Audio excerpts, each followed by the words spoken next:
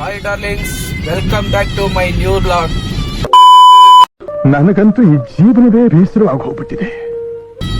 ನಾನಿವತ್ತು ಎಲ್ಲಿ ಹೋಗ್ತಾ ಇದ್ದೀನಿ ಅಂದ್ರೆ ಈ ಮಾಸ್ಟರ್ ಪೀಸ್ ನ ಎಲ್ಲೋ ನೋಡ್ದಂಗದಲ್ಲ. ಐತಿಹಾಸಿಕವಾಗಿ ಇರುವಂತ ಒಂದು ಜಾಗಕ್ಕೆ ಕರ್ಕೊಂಡು ಹೋಗ್ತಾ ಇದ್ದೀನಿ. ದೇಶ ಇದೆ, ನಾವು ಕಟ್ಟಿರೋ ದೇಶ ಇದು. ಯಾವ ಜಾಗ ಅಂತ ನಿಮಗೆ ತೋರಿಸ್ತೀನಿ, ಬನ್ನಿ. ಏನೇ ಅಂದ್ರು ಬೆಂಗಳೂರಲ್ಲಿ ಏನೇ ಮೆಟ್ರೋ ಮಾಡಿದ್ರು, ಏನೇ ಮಾಡಿದ್ರು ಟ್ರಾಫಿಕ್ ಅಂತೂ ಕಡಿಮೆ ಮಾಡಕ್ಕಂತೂ ಆಗೋದಿಲ್ಲ. KR ಪುರಂ ದಾಟತಕ್ಕಂತೂ ನಮಗೆ ಗೋಳೆ ಟ್ರಾಫಿಕ್.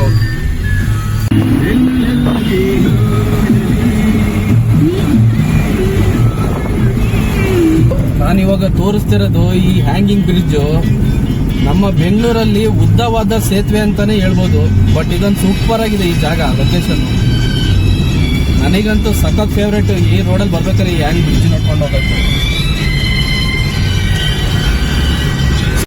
ಇದು ಆರುಮುಖ ಕೊಟ್ಟೆ ಕಣೋ.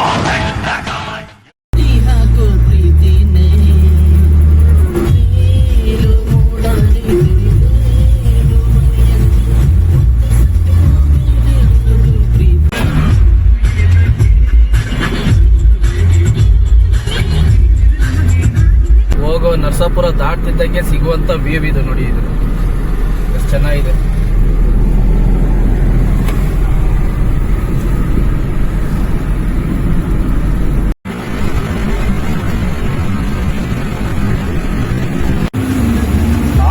ಹೋಗ್ತಾ ಬೋರ್ ಆಗ್ತದೆ ಅಂತ ಎಲ್ಲರೂ ರೀಲ್ಸ್ ಮಾಡ್ತಾರಲ್ಲ, ನಾವು ಒಂದು ರೀಲ್ಸ್ ಮಾಡೋಣ ಅಂತ ನಾವು ಒಂದು ರೀಲ್ಸ್ ಮಾಡಿದೀವಿ.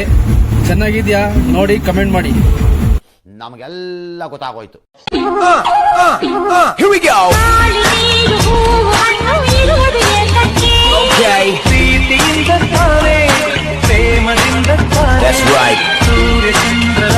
ಹಗಲು ಬರುವುದು ಏತಕ್ಕೆ, ಬರುವುದು ಹೇಗೆ, ತಿಳಿದಿದೆ ನಮಗೆ, ಹೋಗುವ ಗಳಿಗೆ ಹೊಗಡಿದು ಎಲ್ಲರಿಗೆ.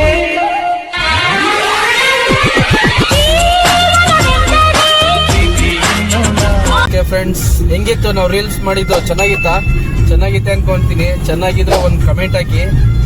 ಅದ್ರ ಜೊತೆಗೆ ಈಗ ಒಂದು ರೀಲ್ಸ್ ಸಿಕ್ಕಾಬಿಟ್ಟೆ ಟ್ರೆಂಡ್ ಆಗ್ತಿದೆ. ಯಾವ್ದು ಅಂತ ಗೊತ್ತಾ? ಬನ್ನಿ ತೋರಿಸ್ತೀನಿ. ಇದೆ ನೋಡಿದ್ರಲ್ಲ, ಇದು ಇವಾಗ ಟ್ರೆಂಡಿಂಗ್ ಆಗ್ತಿದೆ. ಬಟ್ ಇದು ಯಾರನ್ನ ಗಿಫ್ಟ್ ಕೊಟ್ರೆ ತುಂಬಾ ಒಳ್ಳೇದಂತೆ. ಇವಾಗ ಅದು ರೀಲ್ಸ್ ಟ್ರೆಂಡ್ ಆಗ್ತಿರೋದು. ಆಕ್ಚುಲಿ ಹೇಳ್ಬೇಕಂದ್ರೆ ನಮ್ಮ ಅಕ್ಕ ಈ ಕಾರ್ ನಾನು 2016 ಅಲ್ಲಿ ತಗೊಂಡಿದ್ ಕಾರ್ ಇದು. 2016 ನಲ್ಲೇ ನಮ್ಮ ಅಕ್ಕ ಇದನ್ನ ಗಿಫ್ಟ್ ಕೊಟ್ಟಿದ್ರು. ಎಷ್ಟು ಮುದ್ದಾಗಿದೆ ಅಲ್ವಾ? ನನ್ನ ಮುದ್ದು ಅಕ್ಕ ನನಗೆ ಮುದ್ದಾಗಿರೋ ಒಂದು ಗಂಟೆ ನಾನು ಈ ಕಾರ್ ತಗೊಂಡಾಗ ಗಿಫ್ಟ್ ಮಾಡಿದ್ದು. ಈ ಗಣೇಶ ಇದೆಲ್ಲ ಅವಾಗ್ಲೇನೆ ಹಾಕಿದ್ದು. ಈ ಗಣೇಶ ಎಲ್ಲ ನಾನು ಯಾವ ಕಾರ್ ತಂಡೆ ಅವಾಗ ಹಾಕಿದ್ ಗಣೇಶ ಇನ್ನೂ ತೆಗ್ದಿಲ್ಲ. ಇದು ಹೇಗಿದೆ ಟ್ರೆಂಡಿಂಗ್ ಗಂಟೆ?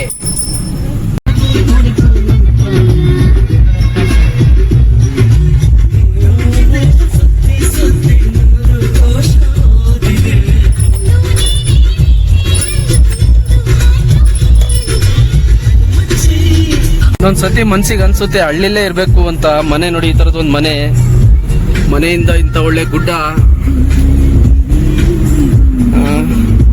ವಾವ್, ನೋಡಿ ಹೆಂಗಿದೆ ಕೆರೆ ಪಕ್ಕ. ಎಂತ ಪ್ಲೇಸು. ಹಳ್ಳಿಲಿ ಇರ್ಬೇಕು ಅಂತ ಮನ್ಸು ಒಂದೊಂದ್ಸತಿ ಎಳೆಯುತ್ತೆ ಅಲ್ವಾ? ಆಲ್ಮೋಸ್ಟ್ ನಾವು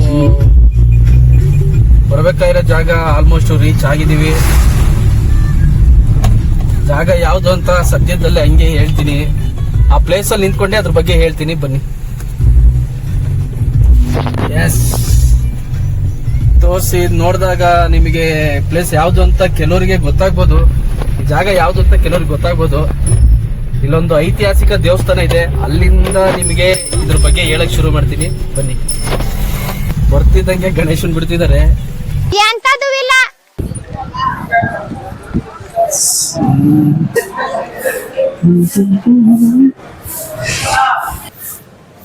ಈ ದೇವಸ್ಥಾನ ಎಷ್ಟು ಹಳೆ ದೇವಸ್ಥಾನ ಅಂದ್ರೆ ಸುಮಾರು 10ನೇ ದಶಕದ ದೇವಸ್ಥಾನ ಅಂತೆ ಇದು. ರಾಮಲಿಂಗೇಶ್ವರ ಮೇನ್ ಟೆಂಪಲ್ ಅಂತಿದೆ.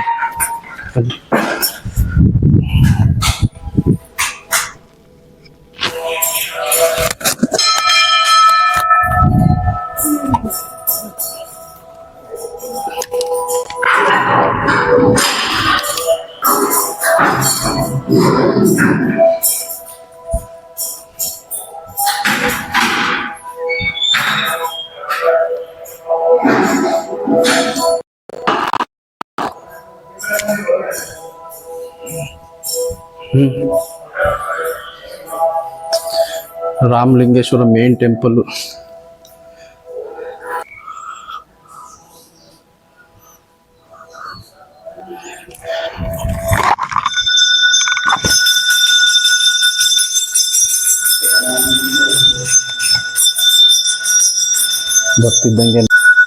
ಬರ್ತಿದ್ದಂಗೆ ನಮಗೋಸ್ಕರ ತಿರ್ಗಾ ಬಾಕ್ಲು ತೆಗೆದು ಪೂಜೆ ಮಾಡ್ಕೊಡ್ತಿದ್ದಾರೆ. ಪ್ರತಿಷ್ಠೆ ಮಾಡಿರೋದು ವಾಲ್ಮೀಕಿ ಆದೇಶದ ಮೇಲೆ.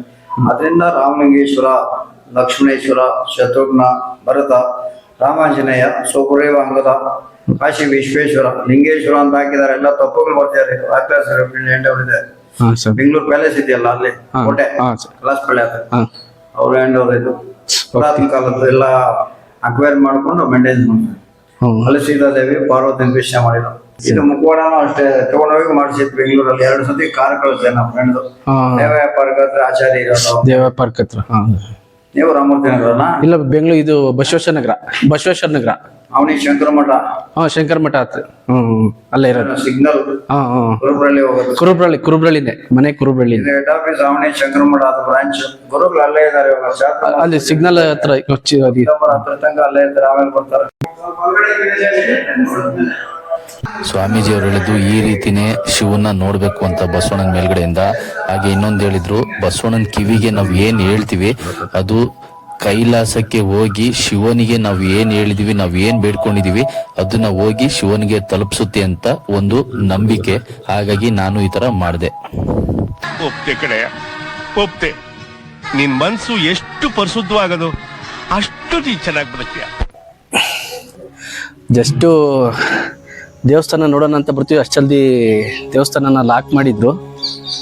ಬಟ್ ಆದ್ರೂ ದೇವರು ಕರ್ಸ್ಕೊಳ್ಬೇಕಾಗಿರೋ ದೇವರು ನೋಡಬೇಕು ಅಂತಂದರೆ ಹೇಗಿದ್ರು 100% ಕರ್ಸ್ಕೊಂತಾರೆ. ಪರವಾಗಿಲ್ಲ ಅಂತ ಅಂದ್ರೂ ಬಾಗಿಲು ತೆಗ್ದು ನಮಗೆ ಒಳಗಡೆ ದರ್ಶನ ಮಾಡಿ, ನಾವು ಏನು ಪೂಜೆ ಮಾಡಿಸಿಲ್ಲ ಅಂದರೂ ಸ್ವಾಮಿಗಳು ಪ್ರಸಾದ ಕೊಟ್ಟಿದ್ದಾರೆ. ತುಂಬ ಖುಷಿಯಾಯಿತು. ದೇವರು ಕರ್ಸ್ಕೊಳ್ಬೇಕು ಅಂದರೆ ಹೆಂಗಿದ್ರು ಬಂದು ಕರ್ಸ್ಕೊಂಡು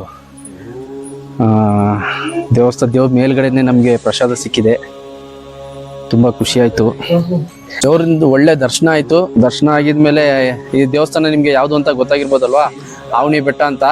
ಈ ಬೆಟ್ಟದ ಹಿನ್ನೆಲೆ ಏನಪ್ಪ ಅಂದರೆ, ಈ ಜಾಗದಲ್ಲೇ ಲವಕುಶ ಅವರು ಜನಿಸಿರುವಂಥ ಜಾಗ. ನಮ್ಮ ಸೀತೆ ಮಾತೆ ಇದಾರಲ್ಲ, ಅವರು ವನವಾಸ ಪಟ್ಟಿದಂಥ ಜಾಗ ಇದು. ಈ ಜಾಗದಲ್ಲೇ ಲವಕುಶ ಅವರು ಜನಿಸಿದ್ದು.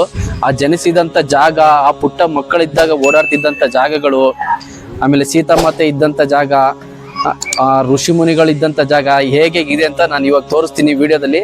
ಎಲ್ಲರೂ ಬನ್ನಿ. ಈ ಜಾಗಕ್ಕೆ ತುಂಬ ವರ್ಷದ ಹಿಂದೆ ಬಂದಿದ್ದೆ ನಾನು. ಬಟ್ ಇನ್ನೊಂದು ಸತಿ ಬರೋಕ್ಕೆ ತುಂಬ ಖುಷಿ ಆಗ್ತಿದೆ. ಅವ್ರದ್ದು 500 ವರ್ಷ ಇತಿಹಾಸ ಇರುವಂಥ ದೇವಸ್ಥಾನ ನೋಡಿ. 1500 ವರ್ಷದ ಹಿಂದೆನೇ ಯಾವ ರೀತಿ ಒಂದು ಕೆತ್ತನೆ ಮಾಡಿದ್ದಾರೆ ಅಂದರೆ, ಒಂದು ಮಿಷಿನ್ ಇಲ್ಲ, ಏನಿಲ್ಲ, ಯಾವ ರೀತಿ ಕಟ್ಟಿದ್ದಾರೆ ನೋಡಿ ಟೆಂಪಲ್ಲು. ಹಾಗೆ ನಿಮಗೆ ತೋರಿಸ್ಬೇಕಂತ ತುಂಬ ಒಳ್ಳೆ ಪ್ಲೇಸ್ ಅಂದರೆ ಆ ಬೆಟ್ಟ. ಆ ಬೆಟ್ಟಲ್ಲಿ ಏನೇನು ಕಾಣ್ತಿದೆಯಲ್ಲ, ಆ ಬೆಟ್ಟದ ಹತ್ರ ಹೋಗಿ ತೋರಿಸ್ತೀನಿ ನಿಮಗೆ. ರೀ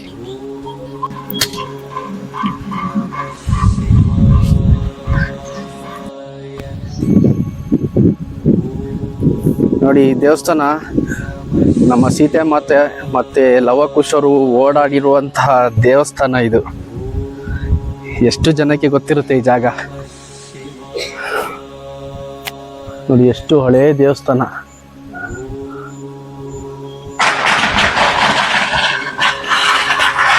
ಅವರಂತೂ ಜೀವಂತವಾಗಿದ್ದಾಗಂತೂ ನೋಡಕ್ಕಂತೂ ಆಗಿರ್ಲಿಲ್ಲ ನಮ್ಮ ಕೈಲಿ. ಆದರೆ ಅವರು ಓಡಾಡಿರುವಂಥ ಜಾಗಗಳನ್ನಾದರೂ ನೋಡಬೇಕು.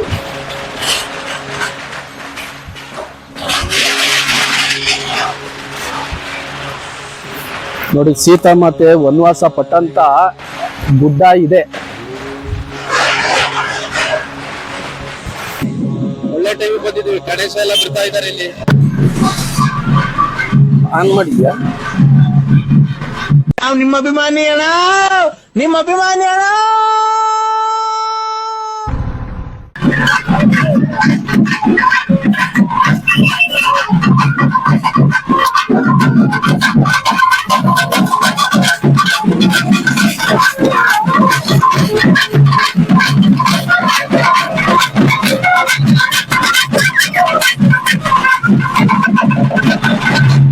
ಬ್ಯಾಂಡ್ ಸೆಟ್ ಎಲ್ಲ ಹೊಡ್ಕೊಂಡು ರೋಡಲ್ಲೆಲ್ಲ ಫುಲ್ಲು ರಂಗೋಲಿ ಎಲ್ಲ ಹಾಕಿ ಅದೆಲ್ಲ ನನಗೆ ಮಾಡ್ತಿದಾರೆ ಅನ್ನೋ ಒಂದು ಫೀಲ್ ಬರ್ತಾ ಇದೆ ನನಗೆ. ಇಷ್ಟೆಲ್ಲ ನನಗೆ ಮಾಡ್ತಿದ್ದಾರೆ ಅಂತ.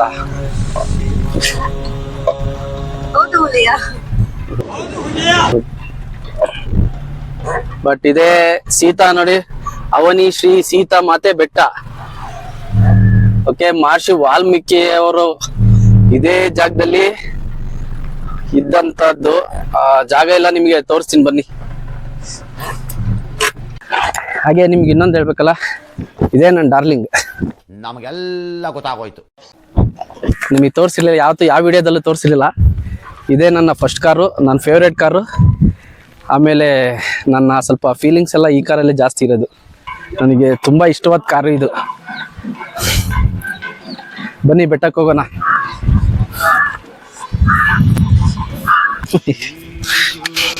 ಸೆಕ್ಯೂರಿಟಿ ನನಗೆ ಹಿಂಗೆ ಜೊತೆಲೆ ಬರ್ತೇನೆ ನೋಡ್ಲಿ, ಸ್ವಲ್ಪನೂ ಆ ಕಡೆ ಈ ಕಡೆ ಅಲ್ಲಾಡ್ತಿಲ್ಲ.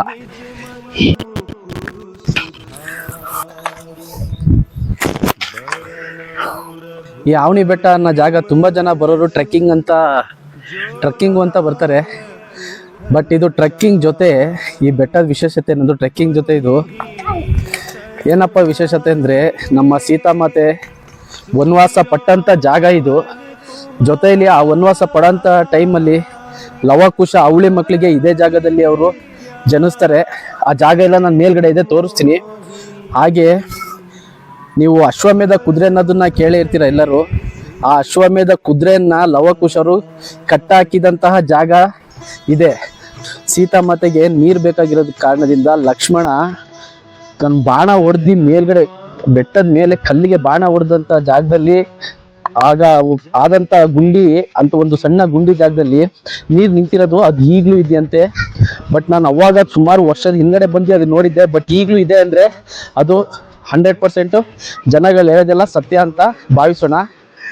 ಬನ್ನಿ ಹೇಗಿದೆ ಅಂತ ಎಲ್ಲ ತೋರಿಸ್ತೀನಿ ಫ್ರೆಂಡ್ಸ್. ಇನ್ನೊಂದು ಏನಪ್ಪ ಅಂದರೆ, ಇಲ್ಲಿ 660 ಮೆಟ್ಟಲ್ಗಳಿದೆ. ನಾವು ಮೇಲ್ಗಡೆ ಹೋಗ್ಬೇಕಂದ್ರೆ 660 ಮೆಟ್ಟಲುಗಳಿದೆ. ಬನ್ನಿ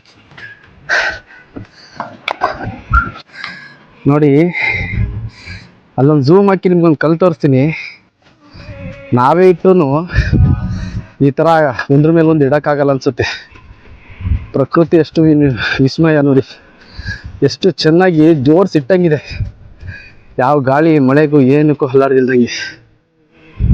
ವಾವ್, ಲಾಸ್ಟ್ ಟೈಮ್ ಬಂದಾಗ ಈ ಥರ ಮೆಟ್ಲುಗಳು ಏನೂ ಇರಲಿಲ್ಲ.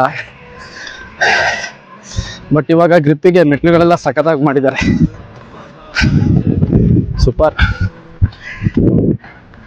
ಹಿಂದೆ ಕೇಳಿಸ್ತಿರೋ ಬ್ಯಾಕ್ ಗ್ರೌಂಡ್ ಮ್ಯೂಸಿಕ್ಕು ಏನು ಗೊತ್ತಾ, ಗಣೇಶನ್ ಬಿಡ್ತಾ ಇದ್ರಲ್ಲ ಅದು.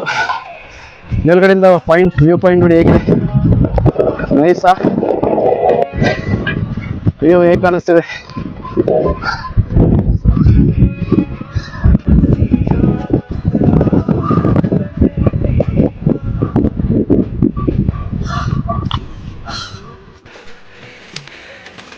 ಹೇಗಿದೆ ನೋಡಿ, ಆಗ ಓಡಾಡೋಕ್ಕೆ ಇದ್ದಂಥ ಜಾಗ.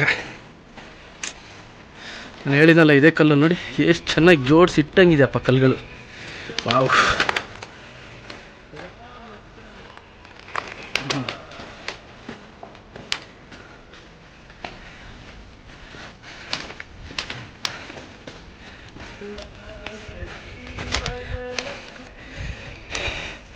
ಬಟ್ ಇದು ಏನಂತ ಗೊತ್ತಿಲ್ಲ, ಗೊತ್ತಿರೋರು ಯಾರನ್ನ ಕಮೆಂಟ್ ಮಾಡಿ. ಕಲ್ ಮೇಲೆ ಕಲ್ಲು ಈ ಥರ ಇಟ್ಟಿದ್ದಾರೆ ಏನಕ್ಕಂತ ಗೊತ್ತಿಲ್ಲ. ನಾನು ಕೇಳಿರೋ ರೀತಿ ಪ್ರಕಾರ ನಾವು ಮನಸ್ಸಲ್ಲಿ ಏನಾರು ಅಂದ್ಕೊಂಡು ಈ ಥರ ಕಲ್ಲಿಟ್ಟೋದ್ರೆ ಅದಾಗುತ್ತೆ ಅನ್ನೋ ಒಂದು ನಂಬಿಕೆ ಇರ್ಬೋದು ಅನಿಸುತ್ತೆ. ನೋಡೋಣ, ನಾವು ಒಂದು 2-3 ಕಲ್ಲುಗಳು ಇಟ್ಟು ನೋಡೋಣ ಅಂತೆ.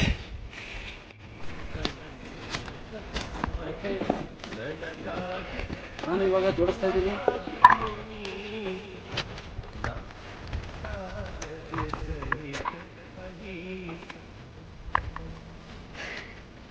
ನಾನು ಕಟ್ಟಿದ್ದೀನಿ. ಓಕೆ ಫ್ರೆಂಡ್ಸ್, ಇಲ್ಲಿಂದ ಎಲ್ಲ ಕ್ಲೀನಾಗಿ ತೋರಿಸ್ತೀನಿ ಏನೇನು ಜಾಗ ಇತ್ತು ಅಂತ. ಅವಂತಿಕಾ ಕ್ಷೇತ್ರ ಶ್ರೀ ವಾಲ್ಮೀಕಿ ಪರ್ವತ, ವಾಲ್ಮೀಕಿ ಋಷಿಮುನಿಗಳು ಇವರೇ.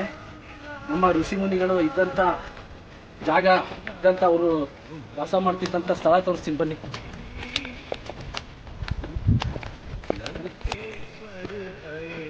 ಇದು ವಾಲ್ಮೀಕಿಯವರ ಆಶ್ರಮ ಅಂತೆ. ಈ ಸುತ್ತ ಒಂದು ತುಂಬ ಆಶ್ರಮ ಇದೆ.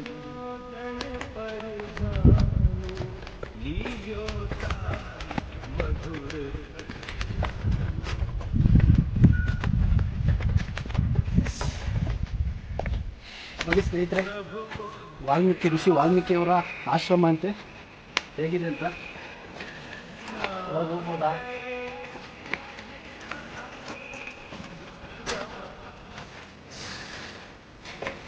ಬನ್ನಿ.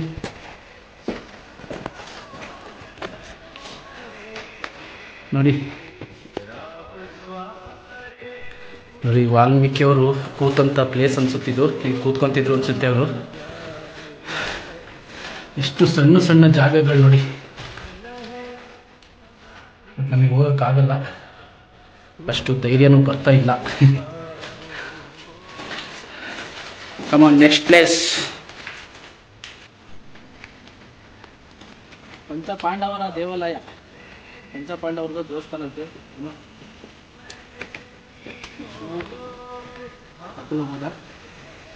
ಶಿವಲಿಂಗ ಎಲ್ಲ ಇದೆ. ಓಕೆ, ಇಲ್ಲಿಂದನೇ ತೋರ್ಸೋಣ ನೋಡಿ.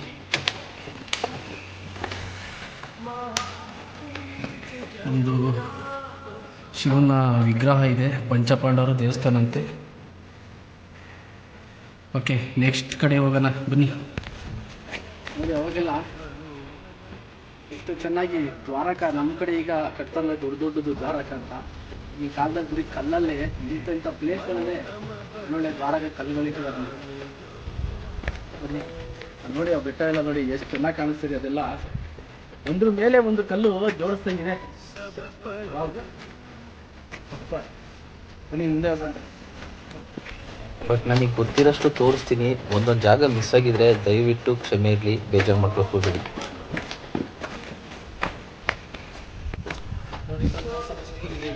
ರಾಮಸ್ವಾಮಿ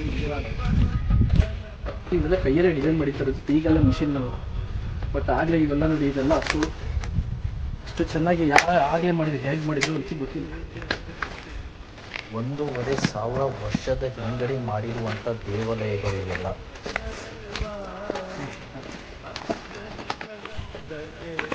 ಸೀತೆ ಮಾತೆ ಇದ್ದಂಥ ಮನೆ ತೋರಿಸ್ತೀನಿ ಬನ್ನಿ.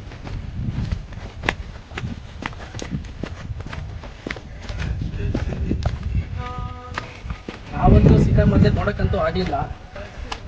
ಅವ್ರು ಓಡಾಡಿದ ಜಾಗ ಆದರೂ, ಅವ್ರು ಓಡಾಡಿದ ಜಾಗದಲ್ಲಿ ಓಡಾಡಿದ್ದೀನಿ ಅನ್ನೋದೊಂದು ಫೀಲ್ ಮಾಡಬೇಕು ಅಂತ ಫುಲ್ಲು ಇರ್ತಾ ಇದೆ.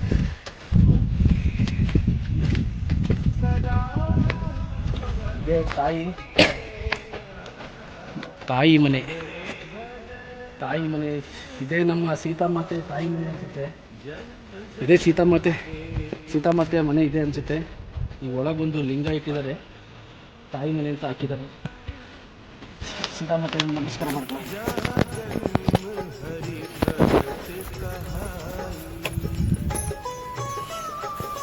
ಚಟ್ನಿ ಬಿಡು.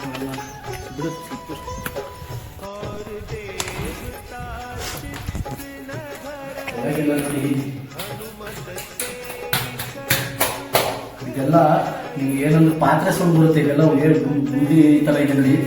ಇದೆಲ್ಲ ತಾಮ್ರದ ಪಾತ್ರೆ ಸೌಂಡ್ ಬರುತ್ತೆ. ಕೆಳಗೆಲ್ಲ ನೋಡಿ ಕಲ್ಲು ನೋಡಿ. ಪಾತ್ರೆ ಇಟ್ಕೊಂಡು ಸೀತಾ ಮತ್ತೆ ಲವಕುಶ ಓಡಾಡ್ತಿದ್ದಂಥ ಜಾಗ ತೋರಿಸ್ತೀನಿ, ಬನ್ನಿ ಹೋಗೋಣ.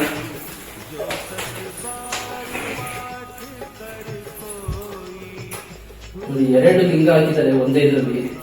ಒಂದು ಲವ ಅನ್ಸುತ್ತೆ, ಒಂದು ಕುಶ ಅನ್ಸುತ್ತೆ, ಅದಕ್ಕೆ 2 ಲಿಂಗಗಳಿದೆ. ನೋಡಿ, ಇಲ್ಲಿ ಏನೇನೋ ಡಿಸೈನ್ಗಳು ತ್ರಿಶೂಲ ಯಾರೋ ಬಿಡಿಸಿದ್ದಾರೆ. ಬಟ್ ಇಲ್ಲಿ ನಾನು ಕೇಳ್ಪಟ್ಟಿದ್ದೆ ಆಂಜನೇಯನ ಪಾದಗಳಿದೆ ಅಂತ. ಆದಂಥ ಜಾಗದಲ್ಲಿ ಈ ನೀರು ಯಾವುದೇ ಕಾರಣಕ್ಕೂ ಖಾಲಿನೇ ಆಗಲ್ಲಂತೆ. ಈ ನೀರು ಎಷ್ಟೇ ಬಿಸಿಲಿರಲಿ, ಎಷ್ಟೇ ಮಳೆ ಬರಲಿ, ಎಷ್ಟೇ ಬರುಡಾದ್ರೂ ಭೂಮಿ, ಈ ಜಾಗದಲ್ಲಿ ನೀರು ಮಾತ್ರ ಖಾಲಿ ಆಗೋದಿಲ್ಲಂತೆ. ಎಂಥ ವಿಸ್ಮಯ ಅಲ್ವಾ?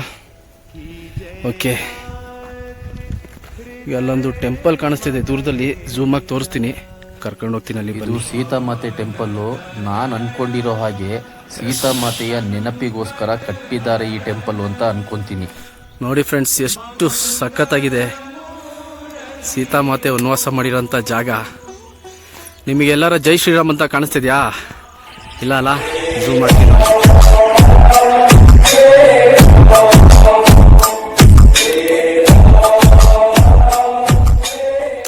ಜೈ ಶ್ರೀರಾಮ್.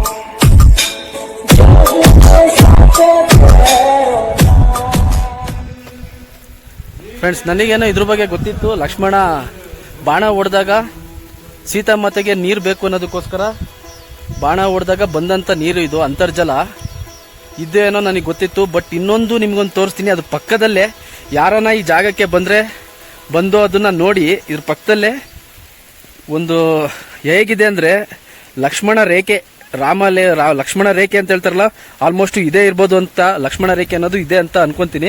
ತೋರಿಸ್ತೀನಿ, ಯಾರು ಬಂದಾಗ ನೋಡಿ. ನನಗೆ ಅದ್ರ ಬಗ್ಗೆ ಕ್ಲೀನಾಗಿ ಗೊತ್ತಿಲ್ಲ. ಈ ನೀರಿನ ಪಕ್ಕನೇ ಅದಿದೆ, ತೋರಿಸ್ತೀನಿ ನೋಡಿ.